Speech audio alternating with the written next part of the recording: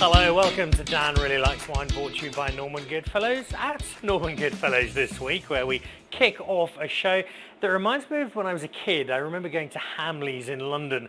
Now, taking into account I'd grown up in rural Zimbabwe, where we didn't have a toy store at all in our town, let alone the 5-story empire of joy and delight that was the flagship toy store of the centre of London. And it's all this happy, joyous blur. In fact, it was all just a bit too much for me as a kid, looking around and seeing all of these toys and wanting to take all of them home. It's kind of similar when I walk into a wine store such as this, where I'm surrounded by stuff, a lot of which I know, some of which I don't, all of which I'd love to explore. And what I love about this particular corner of the Ilovo branch of Norman Goodfellows is there is so much excitement. Find an unusual varietal here, and older vintage there, a wine you didn't think was going to be available on the open market. And during the course of today's show, a little help from one of the locals, I'm going to see just what I can find here that I might like to take home to add to the Dan Really Likes Wine cellar. And that's a cellar that includes wine from both Porseleinberg and Oldenburg, and those are the two estates that we visit today. When we actually do visit, Porseleinberg is part of the greater Buchenholzkloof empire. Mark Kent has done an extraordinary job in both winemaking and marketing and bringing those two vital elements together. And whether it's the chocolate block or the wolf trap or the Buchenholzkloof or the Porseleinberg, one of the few South African wines to get 100 points from an international critic, it's an extraordinary bouquet of wine that has this collective success story. And that's at the hands of a man who is the ultimate Luddite. Sorry, Niels Verberg, but it really does have to be Callie out at Porseleinberg. I think he's the only person in the country who still has a Nokia. He has an old printing press, and spending time with him and looking out across the Swartland, hearing his story is a real joy. He's not the only guest on the show today. We also meet up with Nic van Aarde. Now, Nic used to be at Warwick. He was in Constantia before that. He now finds himself at Oldenburg, and the lessons he learnt at Warwick are now being imprinted, along with his natural talent and flair for making wine, on that area that's headlined by the Ronde Kop Hill that makes for a great stroll with Taste, the local tour guide, if you get down to Oldenburg. And so I'll be joining Nic at a top restaurant here in Johannesburg, Embark in Parkhurst, for a look at the new vintages of red wine that over the last few years has generated more and more excitement. I'll also be pottering about the Ilovo branch at Norman Goodfellows to see what I can find to take home with me. But first of all, it is out to the Swartland and a gentleman named Callie who's got an ability to turn syrah grapes into pure magic.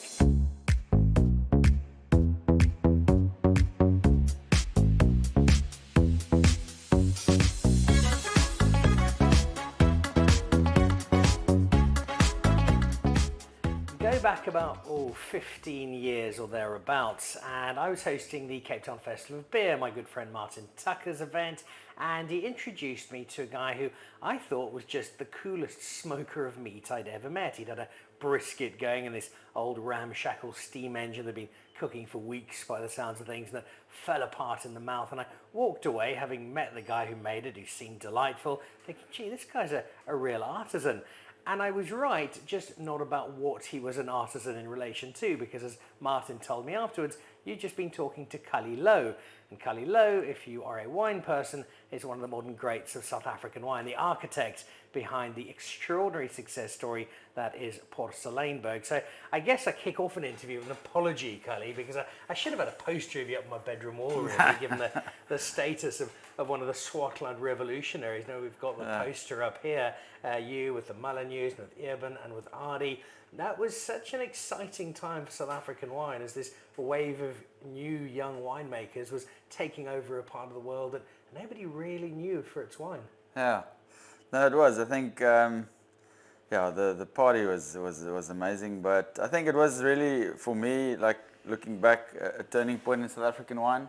A lot of young guys coming online, looking for special parcels of fruit, making wine.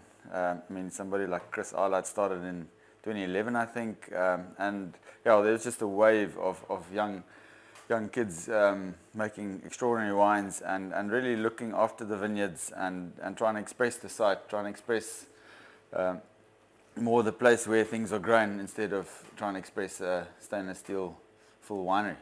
How important was it that there were a number of you and that you had this broadly shared vision? Now, obviously, it helps a lot when there's more.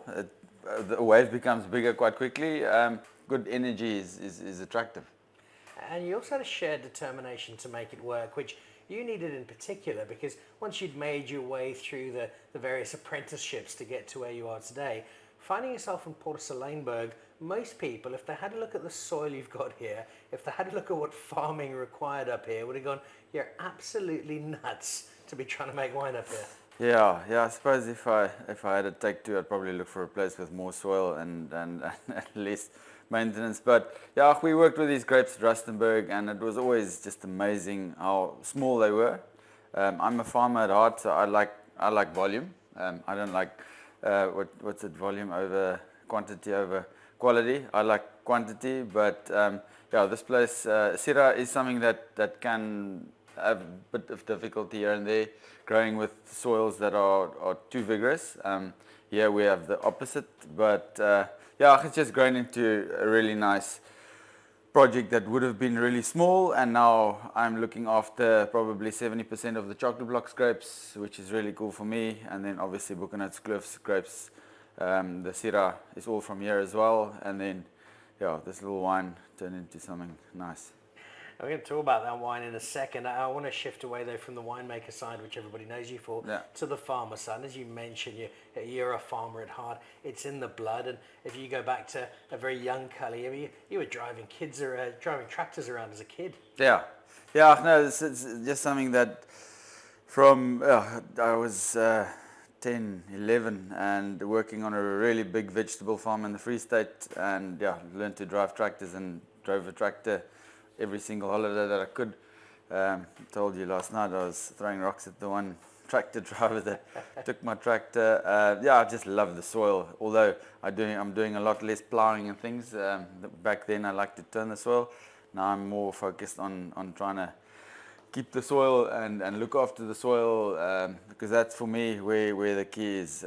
There's a lot of talk of global warming and things like that, and we're looking at different varieties to offset global warming, and for me it's sort of a little bit of a cop-out because we need to look at the soil. We need to start farming the soil instead of the plants, and I think we can make a big difference like that. The maxim is that grapes are made, wine is made in the vineyard, Yeah. And that I think is particularly applicable here. If you could kind of give a rough percentage, how much of the work in producing Porseleinberg is done before those grapes even hit the cellar? Now all the work's done there. In the cellar we do very little. I actually don't really allow people to come here during the harvest season because I'm scared that they will see how little we do and how much beer we drink. But no, I 100% believe in doing all the work in the vineyard. In the cellar, what we try and do is just capture the vintage. That's it. So we don't apply any winemaking techniques to match the vintage or anything. The work order is simple and it's the same every year. We pick the grapes. We pick the grapes that my pickers, the only rule is you pick into the case what you will eat yourself, and that goes into the tank, and yeah, that's it. Two incredible success stories wine-wise that you are part of and that you're driving the direction of. Talk about the chocolate block very quickly. It's just been a runaway success, and it's that perfect storm of brilliant marketing coupled with really good wine, and you've managed to deliver something which lots of people have tried to and failed, and that's creating at scale a wine brand that just keeps delivering every year in the upper end of the wine category. Yeah, I think for me, especially becoming really a big part of the growing, of the grape growing, and I think that's really where we have really secured the quality of the wine. We are trying our best to get to the 100% mark, but the wine is every year we grow more grapes, and we think we're there now, and then chocolate block just always a step ahead of us. But we're getting there. It's about 70% our own grapes, and most of it's grown organic, so that's also a little thing that we're chasing. Maybe one day we don't do the organic thing because we want to sell wine. It's more because it's for the right reasons. But yeah, it's just an amazing thing to be part of. So the chocolate block is this massive success story in terms of the Boek and Hartskloof group, but then there's the aristocrat within it all, and that is the Porseleinberg. And if you're collecting wine in South Africa, this is one of these wines you're really hoping you've maybe got an allocation of each year. How did this get to where it is today? I think this is a super special place, and I'm glad that this wine can sort of try and convey a bit of this place to people, and they like it. It's wine that has got a 100% score, got the 100 points, and one of the few South African wines to get that from an international wine critic. How does that change the wine? How does that change the life of Callie? I had to learn to work my letterpress very quickly, or quicker. It is a hell of a thing, and it made a big difference. Big difference. Is the phone still going? Are the emails still coming in? Yeah. It's amazing what if the 100 goes down to 99 or 98, how people can quickly forget about you. But at least we luckily all allocated out, so we don't really need too many telephones and computers and stuff. Speaking of telephones, I think you're one of the last half dozen people in South Africa with a Nokia, which I know you have very proudly. And it speaks to the old school nature of who you are, which is also reflected in the labelling and this press of yours. Tell me about printing at Porseleinberg. Yeah, so the guys that designed this label, we had this label designed well before we even had a wine and bottle, and the texture and all the tactile things was very much part of the sort of design language, and the embossing. The only way you can achieve that texture is on one of these old machines. All the new machines is all done with varnishes and things that don't really slam the paper. And Mark was at Hallmark Press, who does the Boek and Hartskloof labels, and they still run a few of these things, and they actually had one in the basement, and he called me up and he's like, "Yo, guess what I bought you?" And I was hoping it was a tractor, and he said, "No, it's a letterpress." Anyway, so this thing was in the office for about a year, and then I learned how to drive it, and I can drive it properly now. And if you had it your way, as we look forward now, you're established here in the Swartland, you're making incredible wine, you're surrounded by fellow winemakers who've also done incredibly well. What would you like to see the farming aspect of wine focus on going forward? What do you need to do, not just to make better wine, but to ensure that we're leaving the world in a better place? Yeah, I think there's a lot of trials been done and everything, and the sustainable way of working with soil, and that's not even just the Swartland. We're actually in an area where it's quite hard to fix the carbon. Carbon is the big thing, because it's quite hot here. Carbon burns quite easily. But just the global farming fraternity, the trials have been done. If we can be more sustainable, more regenerative, farming the soil instead of plants, we can make a hell of a dent in global warming, because a live soil consumes a lot of carbon, and I think that for me is really interesting. So I'm monitoring my carbons. We have just bought a new farm, and I have some blocks where the carbon is 0, so I can't wait to. We've been doing no-till for a year now, and I can't wait. We will do some soil samples later this week, and I will know what we have done in a year, and then you sort of have a benchmark, and it should get better because the soil is starting to look after itself. And I think the really nice thing about this model is that it becomes an organism that sort of looks after itself eventually. It's a long time, because we're trying to mimic something that's happening in a forest or something like that. So there's no silver bullets, there's no quick fix. You just have to, try and roll with the blows as much as you can. And I think that explains why both Martin Tucker and myself were wrong 15 odd years ago at the Cape Town Festival of Beer. No, Callie is not a smoker of meat by profession, and no, he's not a winemaker by profession either. He's a farmer. The wine and the smoked brisket, well, those are just added bonuses. Porseleinberg then, and Callie is fantastic. One thing we didn't get to do with Callie is spend some time with his slow smoker. He loves a bit of brisket cooked over 12, 14, 16 hours, kind of in keeping with the lazy pace of life of the Swartland. But even without that, a very memorable trip. A little bit of a trek to get there, but worth every minute once you get not just Callie, but his incredible wine as well. Now, I mentioned that we are at the Norman Goodfellows in Oldenburg. Person with one of the coolest jobs in all of Johannesburg is Natalie, because you get to just hang out and play with wine all day. That's a pretty cool thing to do. Work hard, play hard, Dan. What exactly does the role involve? Dan, I'm the wine specialist at Norman Goodfellows Ilovo, so I get to taste all the wines and decide what goes on the shelf. Yeah, see, I'd be really bad at that job because we see each other at a lot of wine tastings. That's all I would do ever and write it all. And I don't think I'd ever get any proper work done.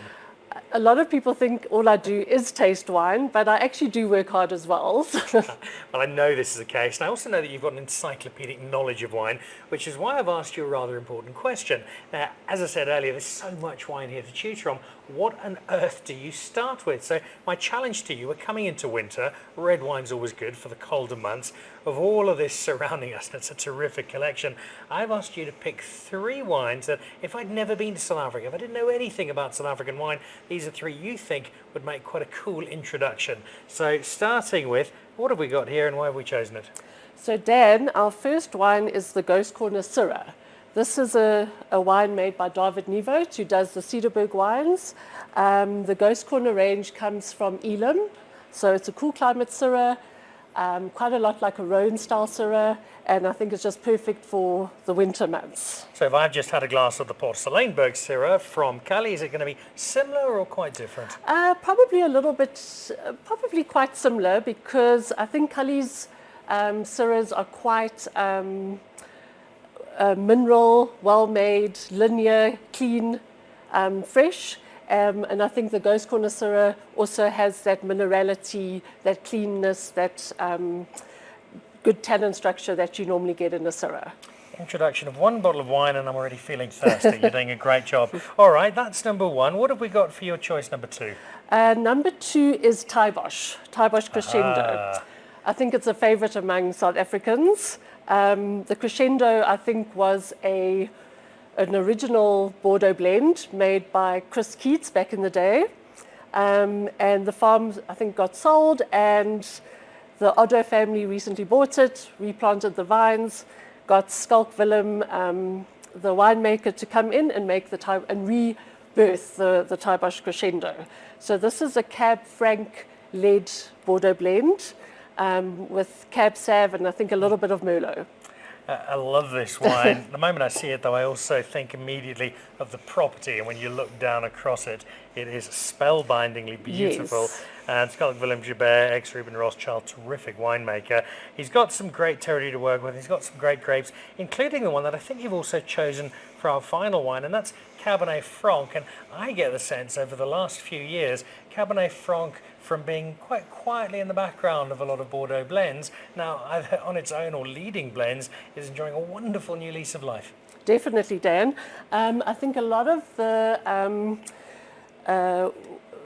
Cab Franc wines were quite green, and I think now the Cab Franc grape is just really standing out as its own varietal. And I think Jocelyn Hogan, a woman winemaker, is just leading the way on the Cab Francs at the moment in South Africa. Oh, she's absolutely lovely herself, but her wines give her competition. Definitely. It's a great trio. Not an easy one to pick, but I think you've got a wonderful 3 wines there. How much time do you spend just wandering happily around this room, gazing at bottles of wine? Not enough time, Dan. I'm often always behind my computer doing emails and POs and orders. But when I can, I like to just come into the wine section and see what's new, what people are enjoying, what people are drinking, and just chatting to the customers. And you do all of that splendidly, as you have shown today. Thank you for sharing 3 terrific wines, and an open invitation, I'm sure, to anybody who's in the area to come down, stick their head in and do some exploring. Definitely. I'm always here to help them. All right, unless of course she's out at a wine tasting lunch, which is where we spend rather a lot of time. So there we go, a Syrah very much in the newer South African style. Gone is a lot of that older, jammier Australian Shiraz. Instead, wine of elegance and purity of fruit, and this from David Neervoet is a great example. The Tybosch, well, I just love. Schalk Willem's a magician, and he is working with some lovely terroir. And then the Hogan wines, Cabernet Franc. What a combination. But don't believe me, drop in at the Alovo store, come and say hello to Natalie and discover them for yourselves. And if you decide you like this Cabernet Franc or this blend, then you've clearly got wines in mind that would be well suited to those of Nic van Aarde. He's the man who out at Oldenburg, around that Rondekop hill and its surrounds, is using what at first glance looks like some fairly unfriendly and uncompromising soils to create red wines that are just getting better and better.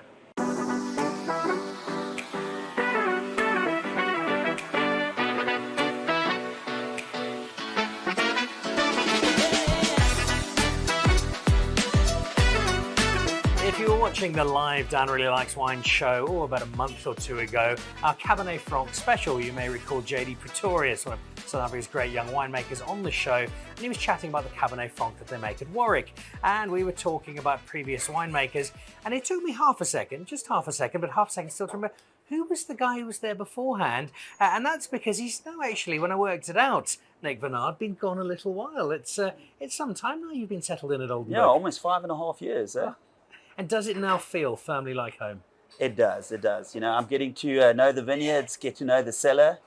In the beginning, you know, I did a lot of experimentation, burnt my fingers, but luckily, you know, you can sell those wines off. But yeah, we're starting to perfect the art now. So, you know, my kids are even starting to speak with a Bannock accent. So. It's quite an experience, that transition. And I think people will often think about the learning process. We've got to discover the new vines, discover the cellar, discover the people that you're working with.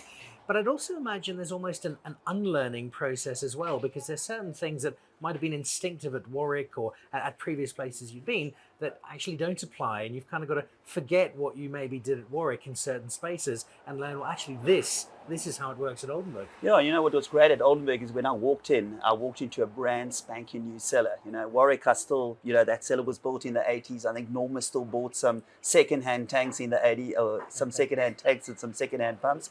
And, you know, what a privilege to walk into Oldenburg with brand new machinery, and a you know, a cellar where every single lot has got its tank. You know, I don't have to empty the tank 3 times in a season to make space. So yeah, it's been a great journey so far.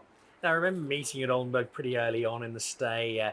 The inimitable taste Lombard had dragged me out and assured me it would be a trip worth making, and it most certainly was. And the most eye-catching part immediately was sitting on the lawn, just looking out at what is an extraordinary view. It is such a beautiful part of South Africa. Aesthetically, it looks marvellous, but the real attraction for somebody like yourself is what's under that view, what's beneath the surface. And that whole stretch now, if you look around you, your general area, places like Takara, like Thelema, like Delegraaf, next door you've got the Jordans at Bartony. It is a stretch of terroir that just seems to be getting better and better. Yeah, we've got the mystical hill Rondekop, which means round hill, and it's the only site in Banhoek where we've actually planted 360 degrees around this hill, and it goes up to 410 meters above sea level, so good high altitude viticulture. And then, you know, lovely granite soils at the top, and then more gravel in the middle, and sandstone, and then at the bottom near the river, more alluvial. So I've got so many different aspects to play with. So Now, I know this stretch well because the last time I came to visit, the aforementioned Tace asked me if I'd like to have a quick look at the vineyards, and 7 hours later we'd come back from a hike across half of the Western Cape, and it included this marvellous circuit, and you work your way around and you get to pick up the soil and play with it and get a feel for the coffee clip and for the ground from which this extraordinary wine arises in very simple terms that even somebody like me can understand. How does that soil translate into what you're able to do with wine in the bottle? No, you know, it's it just gives different characteristics. You know, with the granite, we're getting a lovely linearity on our whites. We're getting a lovely minerality. Our syrahs get this beautiful perfume from the granite, and then further down with the sandstone, the coffee clip, that's where our where our cabernet is planted. So we get also great acidities, good drainage, lovely structure. And then we've actually planted some Chenin down near the river, so in very sandy soil. And we put in a few vines of Semillon too, which we're just gonna just blend into into the Chenin, but not really mention it on the label. Just to recreate the old South African, Chenin Semillon blend. So. And what that says to me is an echo of what you said at the very start, that you're now really feeling at home. You've got a sense of where I am and what I think can work. Yeah, it's amazing. You walk through the vineyards and, just being over 5 years there, I'm now starting to pick up the differences. I'm starting to pick up the differences in vigor, looking at the swirl, seeing the swirl change. I run my dogs in the vineyards, I walk my kids, and yeah, it feels a lot like home. 2 weeks ago we got bustled by the wind. I'm getting used to the wind in Bannock, but it keeps the vigor down on the vineyards and increases the quality. You're also able to now give us wine that is entirely your process. There were a vintage or two at the start where other people had been involved, where you had to pick up on stuff. Now you've got everything that's got your signature on, and this is wine we can jump into. Yeah, no, it's great. The stepkids have been dropped off. Now I'm on to my own children, and yeah, we've got the lovely Rondekop wines that we're showing today. So I'm up in Joburg for 2 nights only. They let me out of the cellar. It was a very, very early vintage, so I'm actually got some time to mingle with some of our customers and some of our wine-loving family out there. All right, well, this year's vintage is done, but we go back a few years to the vintage we're going to try today. 2021, is that right? Yeah, so we got the 2022 Stone Axe Syrah, and then the 2021. So the Rhodium, which is a right bank Bordeaux blend led by Cabernet Franc, and then the 2021 Per Se Cabernet Sauvignon single vineyard from those coffee clip swirls. All right. Immediately, I want to jump into talking about Cabernet Franc because it's a mild obsession, but let's do that once the wine is started. What are we kicking off with here? So we're going to start off with the Rhodium, which is the right bank Bordeaux blend. Years ago, I just straight out of university, I worked for Chateau Angelus, which is one of the premier cru properties on the right bank of Bordeaux, and they made a wine which was Merlot and Cab Franc dominant. And normally if you go to the right bank in Bordeaux, most of the wines are Merlot dominant with a little bit of Cab Franc, but Angelus and of course the famous Cheval Blanc are different. They actually have equal components of Merlot and Cab Franc in it. And I just fell in love with the variety Cab Franc, and wherever I've went, I've left a bit of a legacy. I think you can remember at Warwick, the trilogy always used to be Cabernet Sauvignon dominant. 2015, I changed it to Cab Franc, and I've done the same at Oldenburg from the 2018 vintage. The wine was always Merlot dominant, and now it's become Cab Franc dominant. Well, that influence is very clear. Firstly, because the show I mentioned earlier with JD was on, Cabernet Franc is now being planted even more than Cabernet Sauvignon at Warwick. It's now overtaken it. And I was at Angelus late last year, where I drank the wine, and the first thing I noticed was the delight of the South African anthem playing on the bells as you come in the entrance. A bit like Disneyland. It was fantastic. Wine Disneyland, nothing better. But then I remember drinking the wine and going, this Chateau Angelus, this could almost be an entry-level Nic van Aarde wine. That's kind of what I was thinking. No. I think I set the benchmark there. I taught them how to signer, so basically pull of juice, fermented in barrels, and make rosé for the interns and keep the interns happy. And of course, a happy intern makes a great wine. So it does indeed. It's the marriage answer to life in the cellar. All right, talk me through our first wine of today. All right, so this is the Rhodium. So this is 55% Cab Franc, 35 Merlot, and then 10% Cabernet Sauvignon, all from Rondekop, so from our round hills. The Cabernet Franc gives that lovely freshness and spice in the wine. The Merlot, the lovely plushness, and then of course the Cab, a little bit of a backbone. So what I've done is with the blending of this is we take the components, we put them into bottles separately. We don't mark them, and it's a bit of a hit and miss. We start tasting, we identify the strongest component, which is normally Cabernet Franc, because it does so well in our corner of the Bannock Valley. And then, a few hours of blending, put on the lab coats, get really nerdy, and the blend comes out. So Cab Franc led, great acidity. Being up in the mountains, we have quite a high rainfall, one of the highest rainfalls in Stellenbosch, and also one of the coolest viticultural areas. So we get this lovely acidity on the wine, this lovely backbone, which will make this wine age really well. The name Rhodium, of course, comes from the precious metal rhodium, and Adrian van der Spey, the owner of Oldenburg, very involved in the mining industry. His dad was actually a geologist and one of the first people to actually find rhodium in South Africa. So a tribute to the precious metal. And without taking away from the Merlot and the Cabernet Sauvignon, which are both lovely and very important in this blend, the Cabernet Franc is just glorious. Now, again, I'm mildly obsessed with Cabernet Franc at the moment, but it is adding such a nice component to so many wines. What I love here is that it's often been a smaller component, especially in South Africa. Yeah. It had a little role to play. Yeah. And now it's really dominating a lot of top wines, and this is another lovely example. Yeah, you're starting to see a lot of Cabernet Franc driven blends in South Africa.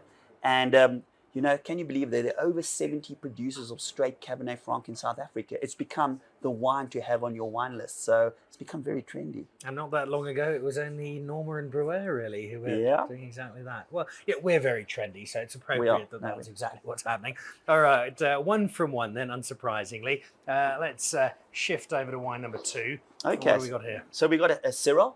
It's called Stone Axe, and actually the name comes from, it's one of the highest vineyards on Rondekop, 410 meters above sea level, a lot of granite. And when we actually prepared the swirls for this vineyard, we found a lot of prehistoric stone axes that came up to the top, you know, when we ripped the swirl.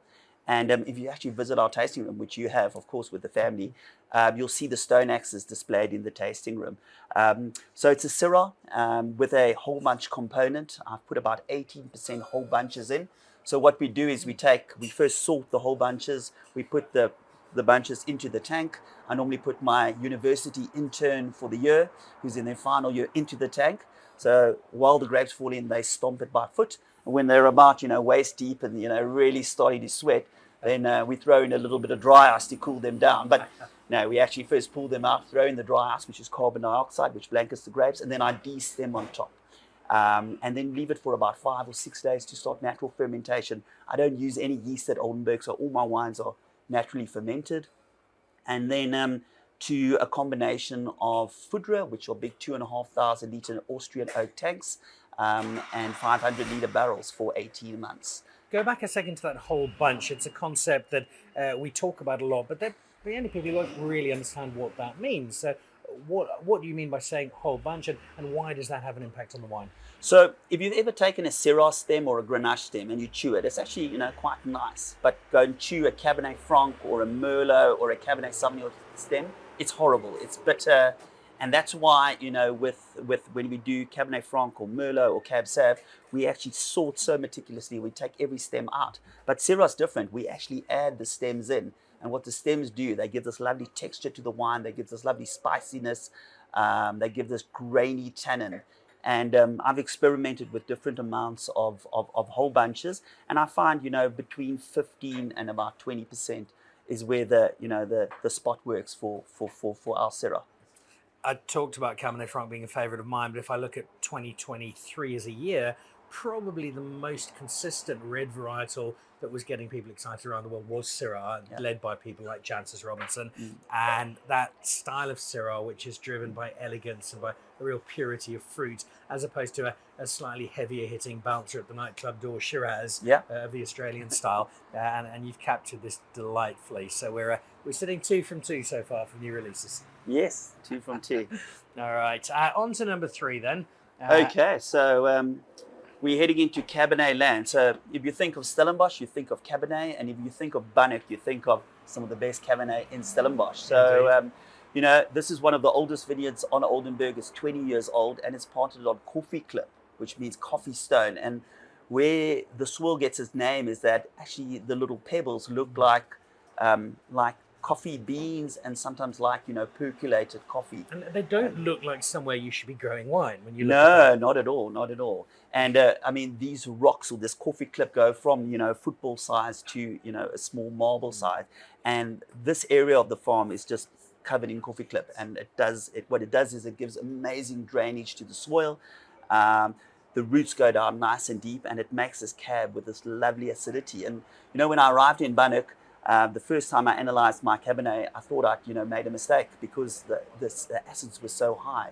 And chatting, you know, to some of the neighbors, they said, you know, this is the characteristic that you get. So low pH, high acid, and what does that give you? It gives you longevity in these wines. So the per se, in Latin meaning in and of itself, is a wine that you can put away for 15, 20 years. and come back. So it's a We spoke about some of your neighbours earlier, but if I look at some of the wine I've drunk over the last few months, some Falima from the 1990s, Yes.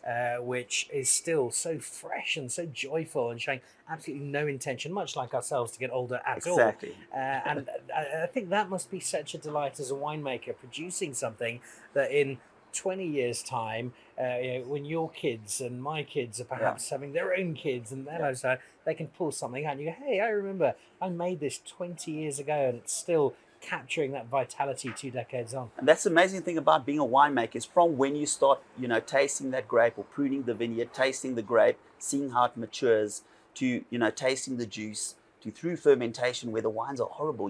After fermentation, the wines are raw, they're bitter. No one could ever drink them, but you can see that potential. It's a bit like a child. You can see the potential and you nurture that potential till you put it in the bottle. And then, of course, it changes from year to year and you keep revisiting. That's what makes us wake up in the morning. I think one of the things I take out of today, beyond just some really nice wine and some great company, is the breaking down of our South African areas where, kind of in the past it's been, we've got Swartland, we've got Stellenbosch, we've got Constantia.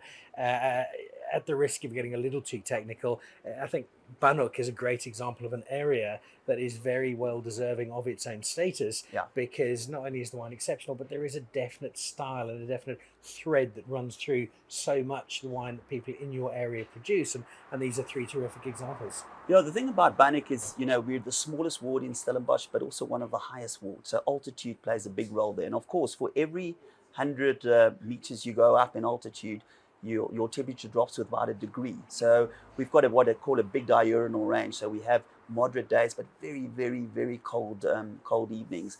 And I remember when I moved onto the farm, I had 2 fireplaces in my house. And I asked Adrian, the owner, why 2 fireplaces? He said, Nick, just wait for winter. So also highest rainfall in Stellenbosch between Jonkershoek and Banhoek. We get up to 1,000 mils. And just a great area for growing, Cabernet. Cabernet is a variety that, you want it to hang long, you want it to ripen long, you want it to become phenolically ripe. That's when, the skins become nice and red, the seeds become brown and crunchy and they're not bitter anymore. And with this cool temperature, you have a long, ripening period, and it's and that gives the quality on the wines. And, when the Swartland guys are going surfing and they've wrapped up harvest, we're still stuck in the thick of it. So. Well, generally the Swartland guys are surfing all year round, so that's a vague one.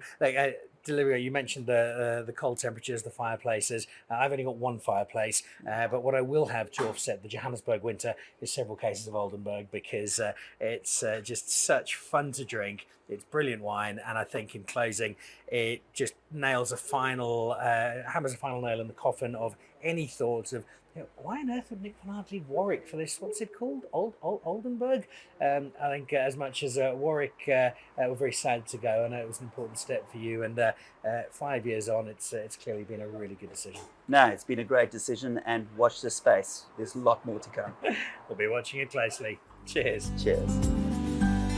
From the surrounds of Embark Restaurant in Parkhurst, that was Nic van Aarde and his new range from Oldenburg. It's just reds, of course, that make some lovely whites, and you might have seen a week or 2 ago we had some of the Oldenburg Chardonnay with a dish from Darren, the chef and proprietor at Embark. Lovely restaurant, lovely wine list, and some lovely company from both Nic and his wine on this particular occasion. That wraps us up for this week. A big thanks to you to Natalie and the team here at Norman Goodfellows in Lovo for hosting us this week. I've probably got another 6 or 7 hours of wandering through the shop, looking at wine I'd love to take home with me. There is just so much great South African wine at the moment, and that's probably my biggest problem with the South African wine industry. So much great stuff to choose from. Where on earth do you start? Well, hopefully that Oldenburg Cabernet Franc gives you some guidance. So too the Porseleinberg Syrah, which really is an exceptional South African wine, as well as some great red selections for the upcoming winter months from Natalie. But best thing to do, whether it's dropping in store or